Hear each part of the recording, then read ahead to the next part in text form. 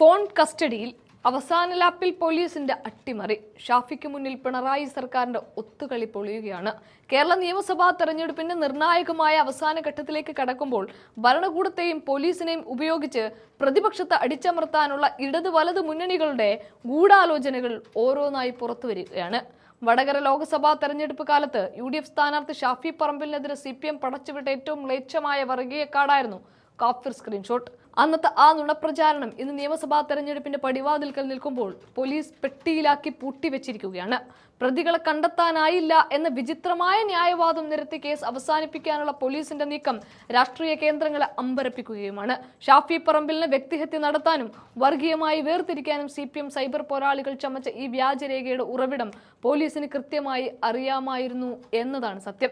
DYFI നേതാവിന്റെ ഫോണിൽ നിന്നാണ് ഈ സന്ദേശം ആദ്യമായി പുറത്തു വന്നതെന്ന് പോലീസ് തന്നെ മുൻപ് കോടതിയിൽ സമ്മതിച്ചിട്ടുള്ളതാണ്.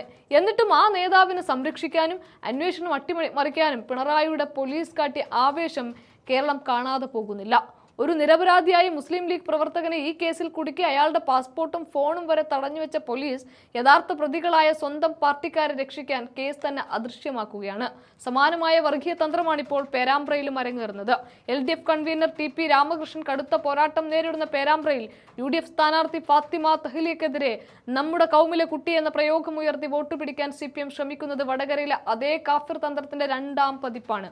മതമില്ലാത്ത യുക്തിവാദികളെന്ന് അവകാശപ്പെടുന്ന കമ്മ്യൂണിസ്റ്റ് മാമന്മാർക്ക് വോട്ട് കിട്ടാൻ വർഗീയത ഒരു തടസ്സമേ അല്ല എന്ന് ഈ നീക്കങ്ങൾ തെളിയിക്കുന്നുണ്ട്.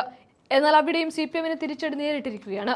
ഫാത്തിമ തഹ്ലിയയുടെ ചുറുചുറുക്കും ഷാഫി പറമ്പിൽ മണ്ഡലത്തിൽ ഉണ്ടാക്കിയ തരംഗവും ഇടതുമുന്നണിയെ ഭയപ്പെടുത്തുന്നുണ്ട്. ചട്ടലംഘനം ചൂണ്ടിക്കാട്ടി തെരഞ്ഞെടുപ്പ് കമ്മീഷൻ CPM സ്ഥാനാർത്ഥിക്ക് നോട്ടീസ് നൽകിയത് ഈ ഭയത്തിന്റെ പ്രതിഫലനമാണ്.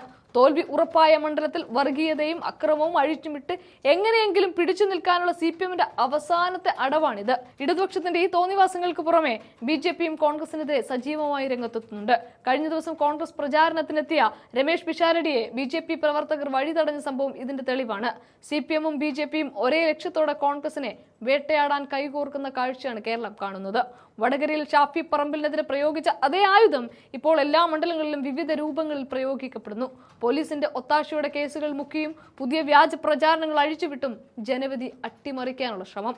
എന്നാൽ ഷാഫി പറമ്പിൽ ഉയർത്തിയ രാഷ്ട്രീയ പോരാട്ടം ഇന്ന് കേരളത്തിലുടനീളം അലയൊലികൾ സൃഷ്ടിക്കുന്നുണ്ട്.